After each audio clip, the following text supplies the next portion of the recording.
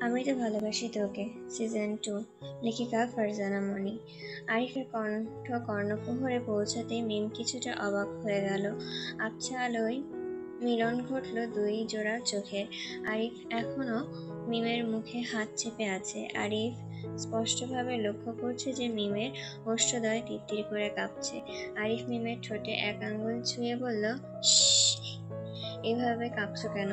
আমি কি তোমায় কিছু করেছি?" মিম কাঁপাকাঁপির কারণে নিজেকে স্থির রাখতে পারছে না। নিজের ব্যালেন্স কন্ট্রোল না করতে পেরে খামচে ধরল আরিফের শার্ট। আরিফ কিছুটা বাঁকা হাসলো। আরিফ তো এটাই চায়, তার প্রেয়সী সর্বক্ষণ সকল কাজে তার উপর ভরসা করুক। তার মনে যে এক সুখের মহাপ্রলয় বইছে তা সে এই মেয়েকে কি করে বোঝাবে। আজ তো আরিফের ব্যাকুল হৃদয় শান্ত হওয়ার দিন। কি কি কি করছেন? ছাড়ুন আমায়।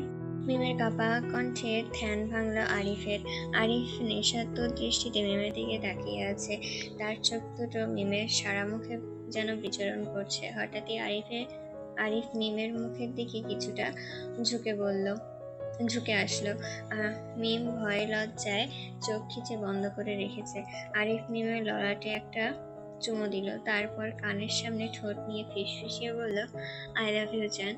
I can't think without you. I can't live without you. Trust me, I can handle any situation. Just hold my hand until my last breath. I say again, you are only mine." আরিফের নেশাতুর কণ্ঠে এতগুলো গোটা ইংরেজি শব্দ শোনার পর মিম আস্তে আস্তে চোখ খুলল। চোখ মিলল আরিফের চোখে। মিম এবার ভয়ার্ত কণ্ঠে বলল, "ছাড়ুন আমায়, কেউ চলে আসবে।" আরিফ এবার খানিকটা সোজা হয়ে দাঁড়িয়ে মিমের দিকে প্রশ্নবোধক দৃষ্টিতে তাকিয়ে বলল, "চলে যাচ্ছ?" মিম, হুম।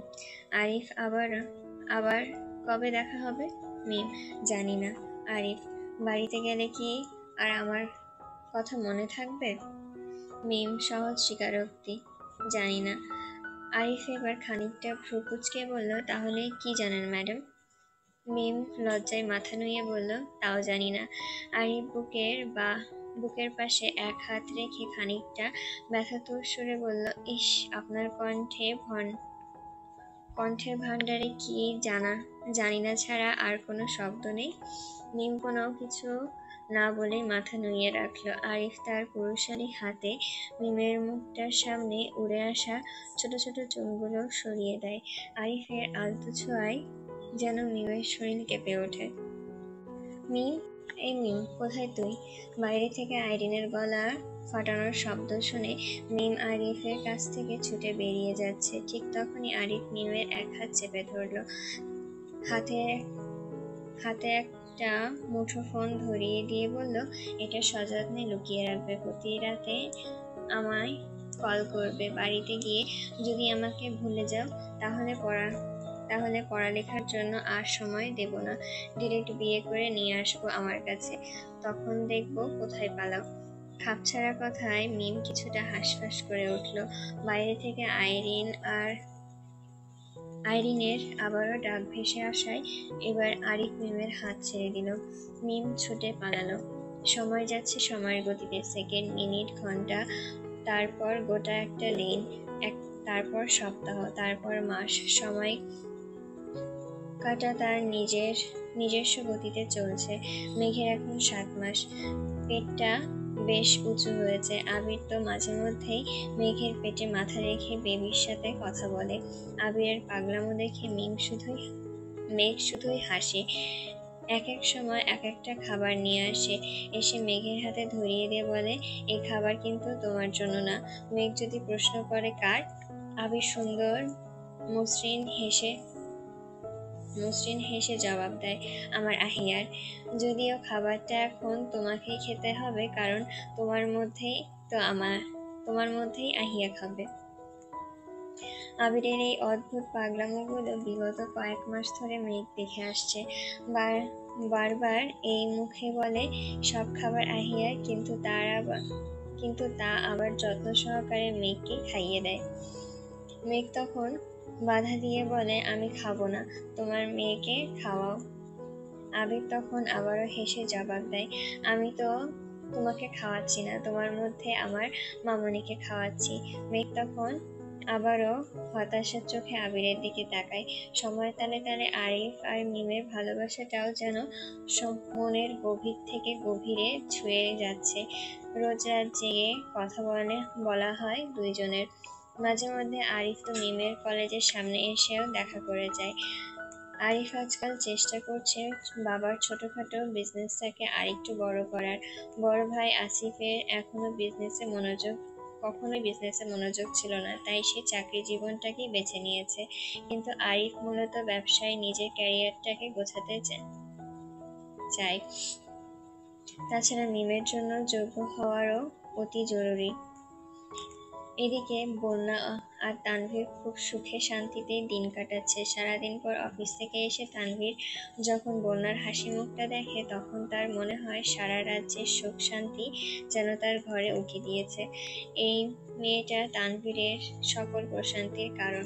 তানভীর বন্যাকে ছেড়ে এক রাতও থাকতে নারাজ, তাই বন্যাও তেমন একটা বাপের বাড়ি যাওয়া হয় না। মাঝে মাঝে তানভীর বন্যাকে নিয়ে যায় এবং সাথে করে নিয়ে আসে, কিন্তু এত সুখ শান্তি মাঝে হঠাৎ ঘটে গেল এক অনাকাঙ্ক্ষিত ঘটনা, যার এলোমেলো করে দিল খানবাড়ির সকল সুখ। আজ মেঘের 7 মাসের সাধের অনুষ্ঠান ছিল। বাড়ির বয়োজ্যেষ্ঠরা অনুষ্ঠানের কোথাও কমতি রাখেনি। তাছাড়া আবির তো আছেই। পুরুষদের কাজগুলো যথাসম্ভব সে নিজ দায়িত্ব নিয়ে করছে। সাথে ছিল তানভীর, আরিফ, সাকিব, রাকিব, রাসেল সহ আরো অনেক ছেলেরা। আবির এত মহাব্যস্তর মাঝেও মেঘের খেয়াল রাখতে একটুও ভোলেনি। কিন্তু মেঘ সে কি শান্ত হয়ে এক জায়গায় বসার মতো মেয়ে? সারাক্ষণ নিচতলা উপরতলা করে বেড়াচ্ছে। ভারী শরীর নিয়ে সে দৌড়াদৌড়ি থেকে একটু পিছুপা হয়নি। সবার মতো সাবধানতার পরেও কে শোনে কার কথা। সন্ধ্যার একটু পর মেঘ টুকটুকে একটা লাল শাড়ি পরিয়ে বন্যা নিচে নিয়ে আসে, বসিয়ে দিল সকলের দোয়া নেওয়ার জন্য। তারপর তার পছন্দের সকল খাবারও তাকে খাওয়ানো হলো। সাধের আনুষ্ঠানিকতার পর্ব শেষ হতেই মেঘ কি মনে পড়লো কে জানে, সে ছুটে চলল তার রুমের দিকে। হালিমা খান পেছন থেকে বারবার ডেকে বলল, মেঘ আসতে যা। কিন্তু মেঘ কি সে কথা শোনার পাত্রী? কিছু দূর সিঁড়ি বেয়ে ওঠার পরই পায়ের সাথে শাড়ি পেঁচিয়ে মেঘ হোঁচট খেয়ে পড়ল। ঠিক তখনই নিজের রুমে থেকে নিচে নামছিল আবির। মেঘের অনাকাঙ্ক্ষিত পড়ে যাওয়ার দেখেই আবির ছুটে এসে মেঘকে ধরলো, কিন্তু ততক্ষণে মেঘ সিঁড়ি বেয়ে পড়েছে।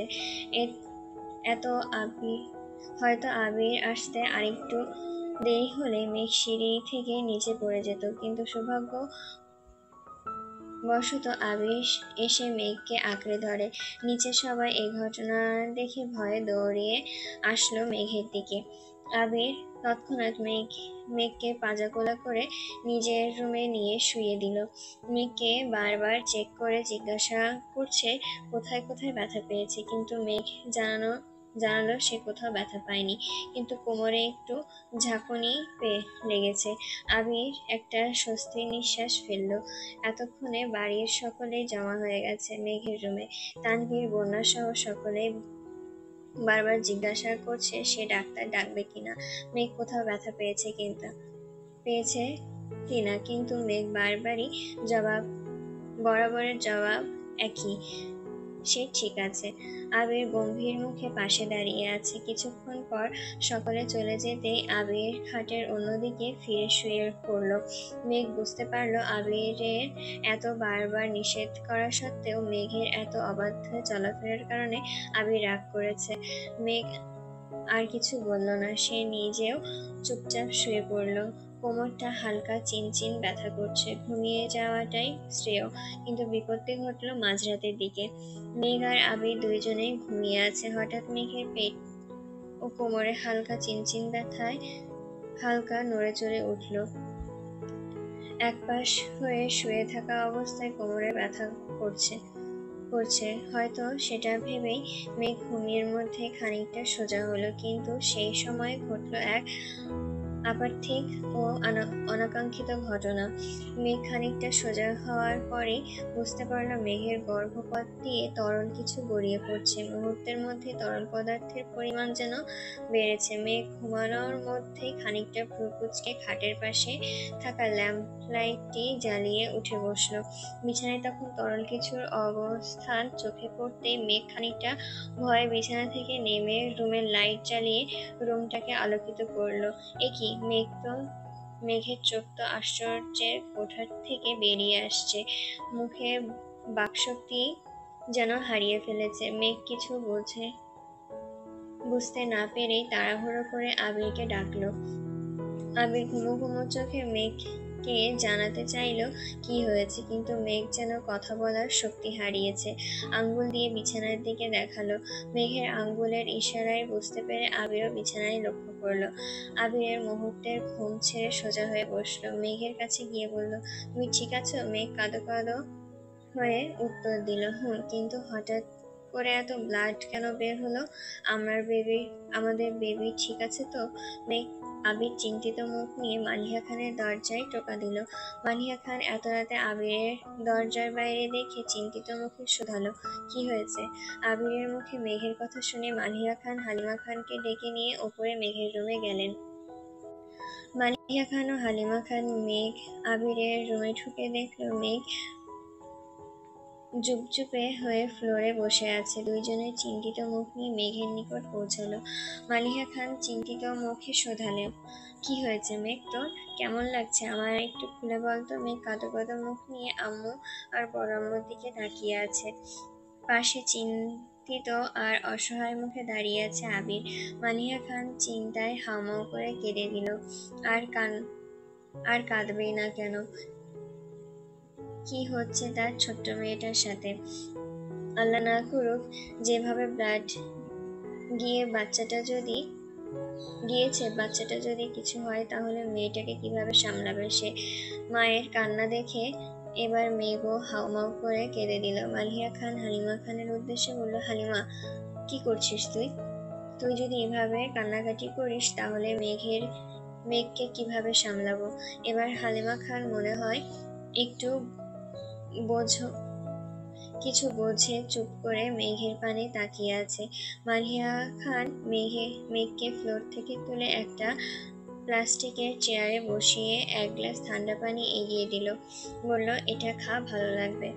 ভয়ে মেঘ গলা শুকিয়ে কাঠ হয়ে আছে। পানির গ্লাসটা সামনে পেয়ে মেঘ সাথে সাথে সেটা নিয়ে এক চুমুকে পুরো গ্লাসের পানি খেয়ে নিল। এবার আবিরও রুমের বাইরে চলে গেল। হয়তো প্রাইভেসি দিল মামুনি আর আম্মুকে। চিন্তায় তার মাথার ভেতর দপদপ করছে। মনে মনে আল্লাহকে হাজারবার বলছে মেঘের জন্য কিছু না হয়। মেঘ তার শরীরে কি কোনো অস্বস্তি বা দুর্বল লাগছে? মালিহা খানের প্রশ্নে মেঘ মাথা তুলে তাকায়। কাঁপা কাঁপা ঠোঁটে আড়ালো, না বড় আম্মু। মালিহা খান, পেটে ব্যথা করছে না? না। মালিহা খান, শরীরে কি কোনো অসুস্থতা লাগছে না? মেঘ আবারও শান্ত জবাব, না, আমি সম্পূর্ণ সুস্থ আছি, শুধু সন্ধ্যায় কোমরে ব্যথা পেয়েছি বলে কোমরটা হালকা চিনচিন একটু ব্যথা আছে।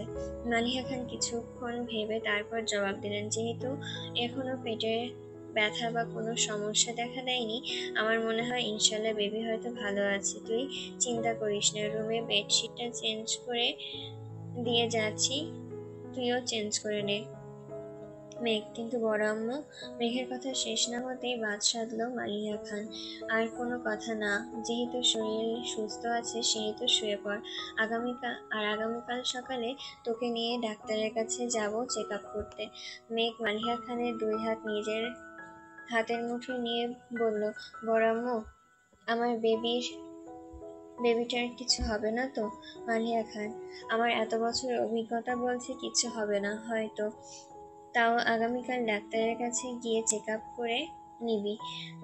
মেঘ আর মালিহা খান মেঘ আর হালিমা খান এবার যেন একটু স্বস্তির নিঃশ্বাস ফেলল। দুই যা মিলে মেঘের বিছানা পরিবর্তন করে মেঘকে চেঞ্জ করিয়ে তারপর বিছানায় শুইয়ে দিল। মালিহা খান হালিমা খান রুম থেকে বের হওয়ার সাথে সাথে আবির রুমে ঢুকলো। মেঘ আবিরের পানে তাকিয়ে হঠাৎ যেন থমকে গেল। কি বিধ্বস্ত দেখাচ্ছে তার আবির ভাইকে। এলোমেলো চুলগুলো ঘামে ঘামে মুখ কপাল পড়ে আছে। অসহনীয় চিন্তার কারণে আবিরকে আজকে মেঘের দুই নয়নে অনেক এলোমেলো লাগছে। সবসময় গুছিয়ে থাকা ছেলেটা আজ নিজের ভালোবাসার মানুষের চিন্তায় অগোছালো হয়ে গেছে। মেঘ আবিরের অতিরিক্ত চিন্তা বুঝতে পেরে ইশারা দিয়ে আবিরকে তার সামনে ডাকলো। আবিরও ছুটে গিয়ে ছোট বাচ্চার মতন মেঘকে জাপটে ধরলো। মেঘ আবিরের মাথার চুলের ফাঁকে ফাঁকে তার চিকন চিকন আঙ্গুল ঢুকিয়ে দিয়ে বলল, এমন বাচ্চার মতো কেন করছেন বলুন তো? এই তো আমি ঠিক আছি। আবির এবার মেঘকে আরো শক্ত করে ধরে মনে হচ্ছে সে ছেড়ে দিলেই কেউ নিয়ে যাবে। মেঘ বুঝে শুনেই আবিরকে শান্ত করলো, কিন্তু আবিরের মন যে কিছুতেই মানছে না, তাই বারবার জিজ্ঞাসা করছে সব ঠিক আছে কিনা। অনিচ্ছা সত্ত্বেও মেঘ মুচকি হাসলো, জানালো সে সুস্থ আছে। তারপরেও আগামীকাল সকালে ডাক্তারের কাছে গিয়ে চেক আপ করিয়ে নিবে। আর এটাও বলল, মালিহা খান যে বলেছে বাচ্চার ক্ষতি হওয়ার মতন কোনো সম্ভাবনা এই মুহূর্তে দেখছে না। ইনশাল্লাহ বাচ্চা হয়তো ভালো আছে। আবির একটু স্বস্তির নিঃশ্বাস ফেলল। মেঘের বুকে নিয়ে শুয়ে পড়ল। আবিরের বুকে মাথা রেখেও অন্ধকারে মেঘে তাকিয়ে আছে। তার দু চোখে কিছুতেই ঘুম আসছে না। কেন জানি মনে হচ্ছে কিছু যেন ঠিক নেই। মনটা বারবার কুড়াচ্ছে।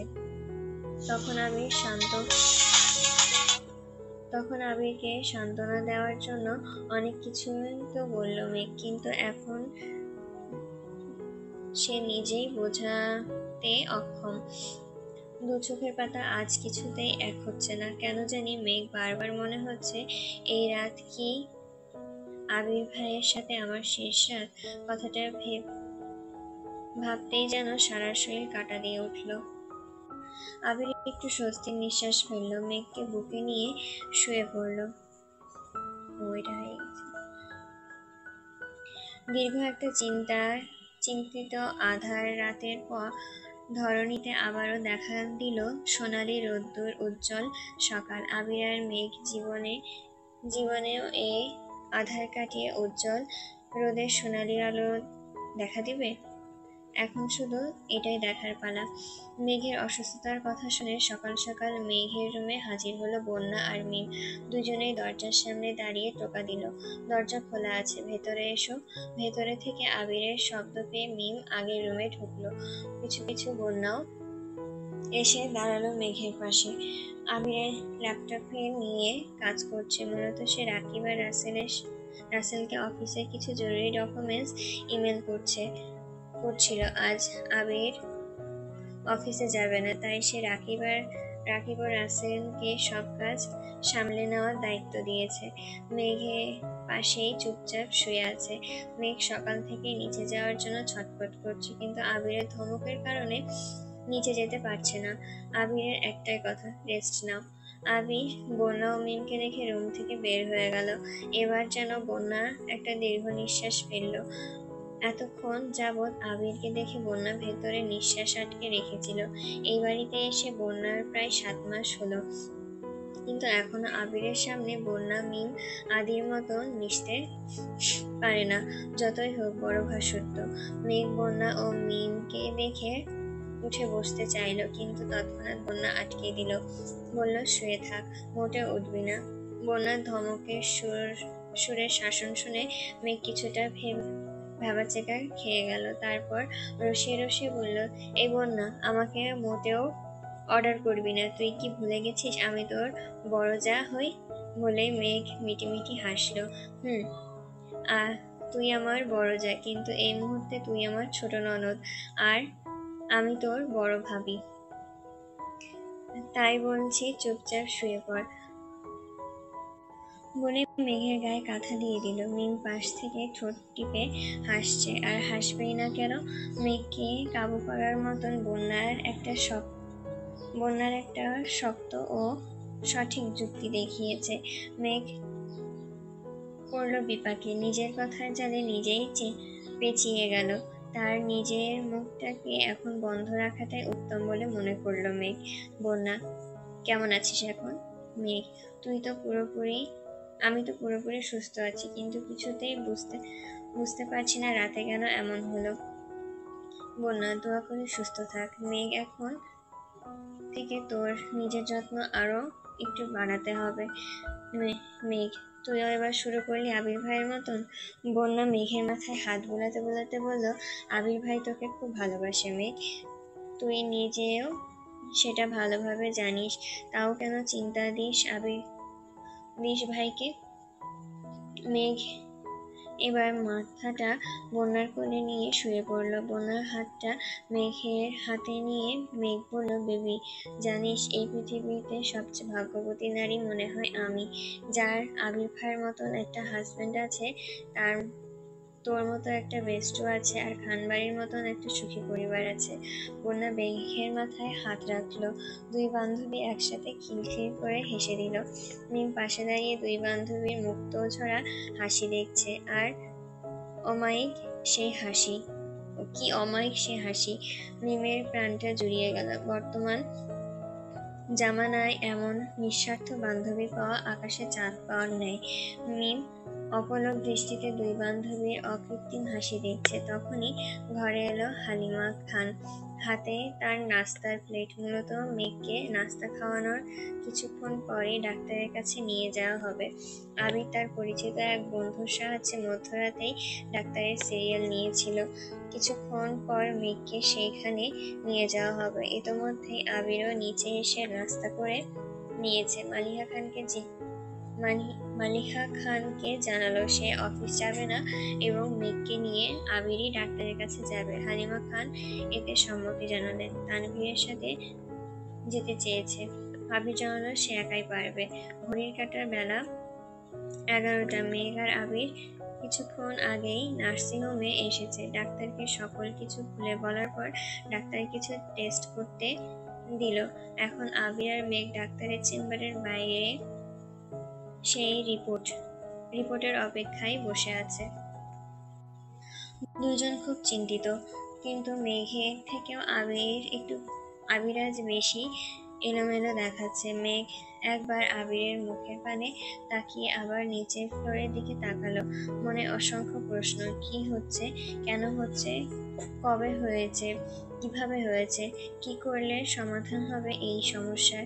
ভাবনার মধ্যে হঠাৎ আবিরের চিন্তিত মুখটা ভেসে উঠল। মেঘ সঙ্গে সঙ্গে পাশে বসে থাকা আবিরের দিকে তাকালো। চুপচাপ নিস্তব্ধ হয়ে বসে আছে, হয়তো গভীর কিছু ভাবছে।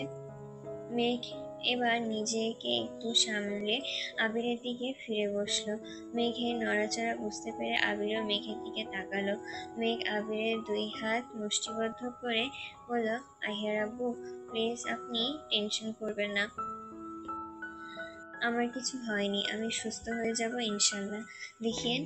আর আমাদের বেবিরও কিছু হবে না, আমি হতে দেব না। আবির মেঘের কথা শুনে একটু স্বস্তির দীর্ঘ নিঃশ্বাস ফেলল। এই মুহূর্তে আবিরের চোখ দুটো যেন মেঘের সারা মুখে বিচরণ করছে। মেয়েটা কত বড় হয়ে গেছে! এই তো সেই দিন থাপ্পড় দিয়েছিলাম বলে আমার সাথে কথা বলেনি, কিন্তু আজ সেই মেয়ে কিনা আমাকে বোঝদারের মতন বোঝাচ্ছে। আবিরের এইসব ভাবনার মধ্যে একটা নার্স এসে বলল, আপনাদের রিপোর্ট এসে পড়েছে, আপনারা প্লিজ ম্যাডামের চেম্বারে যান, আমি রিপোর্টটা সেইখানে পৌঁছিয়ে দেওয়ার ব্যবস্থা করছি। আবির ছোট্ট করে উত্তর দিল, হুম। সঙ্গে সঙ্গে মহিলা নার্সটি জায়গা ত্যাগ করলো। আবির মেঘের হাত ধরে কাঁপা কাঁপা পায়ে ডাক্তারের চেম্বারের দিকে গেল। আবির, আসবো? ডাক্তার, হুম, আসুন। ডাক্তারের সামনে এসে দাঁড়াতেই ডাক্তার ওদের দুজনকে বসতে বলল। আবির আর মেঘ পাশাপাশি দুটো চেয়ারে বসে পড়ল। দুজনের চেহারায় এই চিন্তার ছাপ দেখে ডাক্তার এবার বলতে শুরু করলো, ডাক্তার, মিস্টার খান প্লিজ এতটা টেনশন করবেন না। মহান আল্লাহ তাআলা পৃথিবীতে যেমন সমস্যার সৃষ্টি করেছেন তার সমাধানও সৃষ্টি করেছেন। আবির এবার মাথা তুলে ডাক্তারের দিকে তাকালো, আস্তে আস্তে বলল, ডাক্তার কি হয়েছে মেঘের? সিরিয়াস কিছু? আবিরের আগ্রহ উদ্দীপনা দেখে ডাক্তার কিছুটা মুচকি হাসলো। মেঘ আর আবির সেই দিকে তাকিয়ে আছে। ডাক্তার, দেখুন মিস্টার খান, আপনার ওয়াইফের সমস্যাটা অতি জটিল আবার অতি সহজ। আবির খানিকটা ভ্রু কুঁচকিয়ে ডাক্তারের মুখের পানে তাকালো। ডাক্তার, আপনার স্ত্রীর প্লাসেন্টা প্রিভিয়া দেখা দিয়েছে। ডাক্তারের পরামর্শ অনুযায়ী চললে এই রোগকে ধ্বংস করে বাচ্চার ফুটফুটে আদল দেখার সৌভাগ্য হবে। কিন্তু কেউ যদি ডাক্তারের পরামর্শ অবহেলা করে তাহলে মা ও শিশু উভয়ের জন্য ঝুঁকিপূর্ণ হয়ে উঠবে। আপনার স্ত্রীর রুটিন মাফিক জীবন নিয়ন্ত্রণ করান। বাকি আর কয়েকটা মাস সম্পূর্ণ বেড রেস্টে রাখুন। ডাক্তারের কথার মাঝেই মেঘ হঠাৎ ফোড়ন কেটে বলল, ডাক্তার, প্লাসেন্টা প্রিভিয়া কি? ডাক্তার আবার খানিকটা হাসলো, বলল, মিসেস খান, আমাদের দেশে বর্তমান সময়ে এটা অনেক প্রেগনেন্ট মাদারই প্লাসেন্টা প্রিভিয়া নামক রোগের সম্মুখীন হতে হয়। প্লাসেন্টা প্রিভিয়া, যাকে বাংলায় বলে গর্ভফুল নিচে থাকা। গর্ভধারণের পর নারীদের দেহে গর্ভফুলের সৃষ্টি হয়, যেটা জরায়ুর দেওয়ালে লেগে থাকে। গর্ভাবস্থায় দ্বিতীয়ার্ধে যোনি এবং রক্তপাত এই অসুবিধার উপসর্গের অন্তর্ভুক্ত। এই সময়ে উজ্জ্বল লাল রঙের রক্তপাত ঘটে, কিন্তু শরীরে কোনো ব্যথা বা অস্বস্তি নাও হতে পারে, কিন্তু এটা মা ও শিশু উভয়ের জন্য ঝুঁকিপূর্ণ। ডাক্তারের দীর্ঘ কথা শুনে শেষ করে এবার আবির প্রশ্ন করল, ডাক্তার, এই সমস্যা থেকে মুক্তি পাওয়ার উপায় কি? ডাক্তার, এই সমস্যার সবচেয়ে গুরুত্বপূর্ণ একটা ওষুধ হলো সম্পূর্ণ বেড রেস্ট। যদি কোনো রোগী ওয়াশরুম ঘরের বাইরে হয় তাহলে তার ওয়াশরুম ঘরে ব্যবস্থা করে দিতে হবে, যাতে তাদের ওয়াশরুমের জন্য হলেও বাইরে যেতে না হয়। হাঁটা চলা একেবারেই করা যাবে না, ভারী কোনো বস্তু তোলা যাবে না। আর হ্যাঁ, স্বামী স্ত্রীর মিলন সম্পূর্ণ নিষেধ এই সময়ে। অবশ্যই এসব শর্ত মেনটেন করতে হবে। তাছাড়া আমি কিছু ঔষধ লিখে দিচ্ছি, সেটা নিয়ম মাফিক খেতে হবে। আবির, ওকে। আবির মেঘকে নিয়ে বাড়ি এলো। এসে আম্মু, বড় আম্মু ও কাকিয়াকে দায়িত্ব দিল মেঘকে যেন খাট থেকে একটুও না নামতে দেওয়া হয়। কিছুক্ষণ আগে গাড়ি থেকে নেমে মেঘকে কোলে করে ড্রয়িং রুমে নিয়ে এসেছে আবির। সোফায় বসিয়ে কড়া নির্দেশ দিয়েছে চুপচাপ বসে থাকতে। আবির মালিহা খানকে ডেকে বলল, আম্মু, নিচের একটা রুম আমাদের জন্য খালি করে দাও, আমরা এখন থেকে নিচেই থাকবো। মালিহা খান, ঠিক আছে বাবা, আমি সব গুছিয়ে দিচ্ছি এক্ষুনি। মেঘ ঠোঁট ফুলিয়ে মালিহা খানের দিকে তাকিয়ে আদুরে কণ্ঠে বলল, বড় আম্মু, তোমার ছেলে একটু বোঝাও না প্লিজ। আমার তেমন কিছু হয়নি যার জন্য রুম পাল্টাতে হবে। আমি ঠিক আছি, সুস্থ আছি। তাছাড়া ডাক্তার তো বলেছে রেস্টে থাকলে আর কোনো ভয় নেই। আবির এবার রাগি রাগি চোখে মেঘের পানে তাকালো। মনে মনে বলছে, এই মেয়ে বলে কি? ওর টেনশনে গতকাল সারা রাত আমি ঘুমাইনি। চিন্তায় আমার পাগল অবস্থা। মেঘ কেন আমার মনের অবস্থা এখনো বুঝতে চাইছে না। ভেবে একটা দীর্ঘশ্বাস ফেলল আবির। রাগে চোখ মুখ লাল করে মেঘের পানে তাকিয়ে বলল, তুই চুপ কর। তোর থেকে আমি কিছু জানতে চেয়েছি? মেঘ সহ সকলেই হতভম্ব দৃষ্টিতে আবিরের রাগান্বিত মুখের পানে তাকিয়ে আছে। রাগের চোখ দুটো রক্তলাল হয়ে আছে। মেঘ এবার চুপ করে গেল। বুঝতে পেরেছে আবির অনেক রেগে আছে, কারণ খুব বেশি রাগ না হলে আবির কখনোই সকলের সামনে মেঘকে তুই করে কথা বলে না। যদিও বিয়ের আগে সবসময় তুই বলতো, কিন্তু বিয়ের পর থেকে রুমের বাইরে কখনোই আবির মেঘকে তুই করে কথা বলে না। মেঘের কথা শুনে অতিরিক্ত রাগে মেজাজ কন্ট্রোল হারিয়েছে আবির। তখনই মেঘ আবিরের শব্দ পেয়ে দোতলার সিঁড়িতে এসেছে বন্যা। আস্তে আস্তে নিচে এসে মেঘের পাশে বসলো। মালিহা খান, হালিমা খান ও আকলিমা খান আবিরের কাছে এসে আবিরকে শান্ত করার চেষ্টা করলো। মেঘ হতবিহ্বল চোখে আবিরের মুখের দিকে তাকিয়ে আছে। সে ভাবতেই পারছে না যে কি এমন বলেছে যার জন্য এত রেগে গেছে আবির। মালিহা খান, আবির বাবা শান্ত হোক। মেঘ হয়তো কথাটা না বুঝে বলে ফেলেছে, ওকে বুঝিয়ে বল, অবশ্যই বুঝবে। আবির রাগে ফুঁসতে ফুঁসতে বলল, তোমাদের মেয়ে তোমাদের মেয়ে কোন কথাটা বুঝে বলে? ওর সবই তো না বুঝেই বলে। ও কি বুঝতে পারছে না ওর ওপরে থাকা ঝুঁকিপূর্ণ? নাকি বুঝেও আমাকে টেনশন দিতে চায়? ওপরের রুমে দুদিন একটানা থাকার পরই ওর আবার ইচ্ছে হবে নিচে এসে সবার সাথে কথা বলার। তখনও আবার এই সিঁড়ি দিয়ে নিচে নেমে চলে আসবে। আমি কি অফিস রেখে সারাক্ষণ ওর পাহারা দেব? কিন্তু ও যদি নিচে থাকে তাহলে এক এক সময় এক একজন ওর খেয়াল রাখতে পারবে। মেঘ নিজেও গল্প করার জন্য সবাইকে নিচে পাবে। সামান্য জিনিসটুকু মেঘ কেন বুঝতে পারছে না বলতো? সবাই আবিরের মুখের দিকে তাকিয়ে রাগি রাগি ভাবে কথাগুলো বললো, মনোযোগ দিয়ে শুনলো। রাগি রাগি ভাবে বলা কথাগুলো মনোযোগ দিয়ে শুনলো। আবিরকে দেখে মনে হচ্ছে মনের এতগুলো কথা বলার পরে ওর রাগটা যেন কিছুটা পড়ে এসেছে। আবির ধপাস করে সোফায় বসে পড়ল। দুই হাতে নিজের মাথাটা চেপে ধরে বলল, আমি মেঘকে নিয়ে আর এত টেনশন নিতে পারছি না আম্মু। টেনশনে আমার মাথা ছিঁড়ে যাচ্ছে। যেখানে আমি ওকে সুস্থ রাখতে এত টেনশন করছি সেখানে ও বারবার একঘেয়েমি করছে। এবার মেঘ উঠে এসে আবিরের পাশে বসলো। মেঘ হেঁটে এসে আবিরের পাশে বসে আবিরের রাগটা যেন তরতর করে বেড়েছে। তখনই আবির তার নিজের হাতের উপরে একটা শীতল স্পর্শ পেল। আবিরের ভাবনাটাই ঠিক। মেঘ পাশে বসে তার হাতটা মেঘের হাতের মুঠোবন্দি করেছে। টলমল চোখে নিয়ে আবিরের পানে তাকিয়ে ভাঙা ভাঙা কণ্ঠে বলল, প্লিজ আপনি রাগ করবেন না। আপনার মতন এত কিছু ভাবনা চিন্তা আমার মাথায় আসে না। আমার আজ থেকে দুইজন নিচতলাতেই থাকবো। মেঘের শান্ত কণ্ঠ শুনে আবিরের মস্তিষ্ক যেন সতেজতা ফিরে পেল। তৎক্ষণাৎ বোধ হলো, এ কি, রাগের কণ্ঠে একটু বেশি বলে ফেলেছি। এতটা না বললেও হয়তোবা পারতাম। সঙ্গে সঙ্গে মেঘের দিকে তাকালো। মেঘের হাত দুটো নিজের হাতে চেপে ধরে বলল, স্প্যারো প্লিজ কষ্ট পাস না। আমি তো কিছু বলতে চাইনি, রাগের মাথায় বলে ফেলেছি। মেঘ আবিরের পানে তাকিয়ে দু চোখে এতক্ষণে জমে থাকা টলমল জলগুলো মুহূর্তেই ছেড়ে দিল, যা গাল বেয়ে ঝরে পড়তে আবিরের উরুতে। আবির অশান্তভাবে মেঘের চোখ দুটো মুছতে মুছতে বলল, প্লিজ আর কান্না করিস না, কাঁদলে তোর মাথা ব্যথা হবে।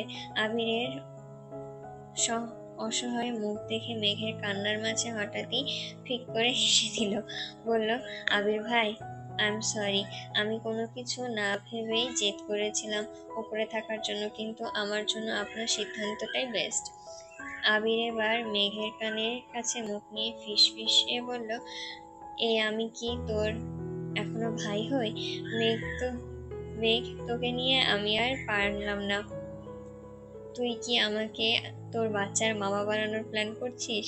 আবিরের কথা শুনে মেঘ কিছুটা ভরকে গেল, তারপর আবারও ফিক করে হেসে দিল। মেঘের মুখে হাসি দেখে দীর্ঘ কয়েক ঘন্টা পর আবিরও একটু হাসলো। ওদের হাসি দেখে এতক্ষণ যাদের ঝগড়া মনোমালিন্য দেখছিল তারাও হাসলো।